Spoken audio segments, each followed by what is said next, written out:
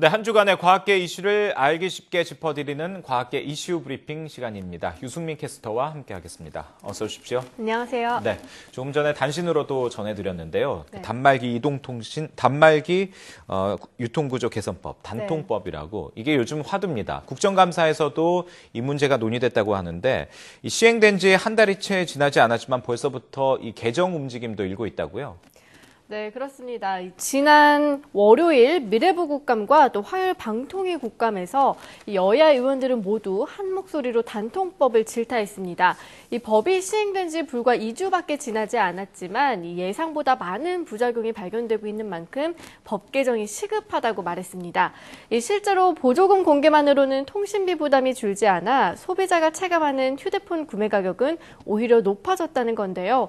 특히 정부가 법으로 보조금 상한선을 정하고 과도하게 시장에 개입해 지원금 지급의 예측 가능성을 확보하지 못한 부분도 문제로 지적됐습니다. 최양희 미래부 장관과 최성준 방통위원장 모두 국감에서 단말기 인하 방안을 마련하겠다고 답했지만 아직 이렇다 할 해법을 내놓지 못하고 있는 상황인데요. 야당 의원들은 통신사 보조금과 제조사 장려금이 따로 공시될 수 있도록 단통법 개정 법안을 대표 발의하기도 했습니다. 하지만 국감을 통해 국회의원들이 일방적으로 정부를 탓할 수가 없는 상황인데요. 단통법은 지난 5월 2일 국회 본회의에서 재석 의원 215명 중 찬성 213표, 반대 0표, 또 기권 2표로 통과했습니다.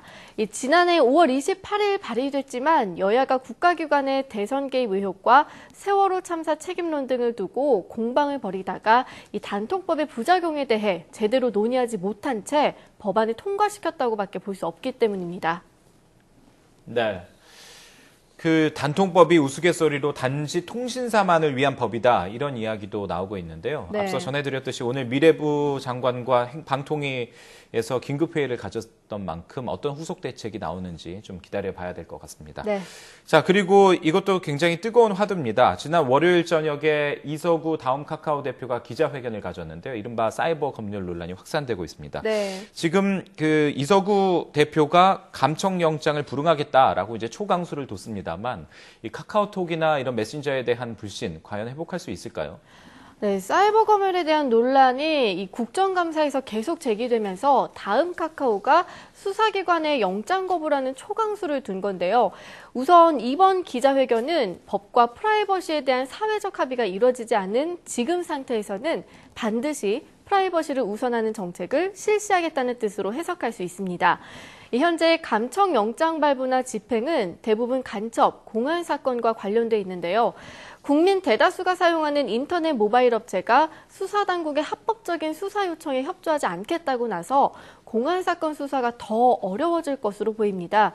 이같이 다음 카카오가 강경 대응한 데에는 많은 카카오톡 이용자들이 독일에 서버를 둔 이 텔레그램으로 사이버 망명을 하고 있기 때문인데요. 실제로 카톡은 지난달 14일 이후 주간 이용자 수에서 매주 6만 명이 빠지는 이 감소세가 지속되고 있습니다. 반대로 지난 5일에서 11일 텔레그램 공식 앱 이용자 수는 173만 455명으로 61.2%나 불어났습니다.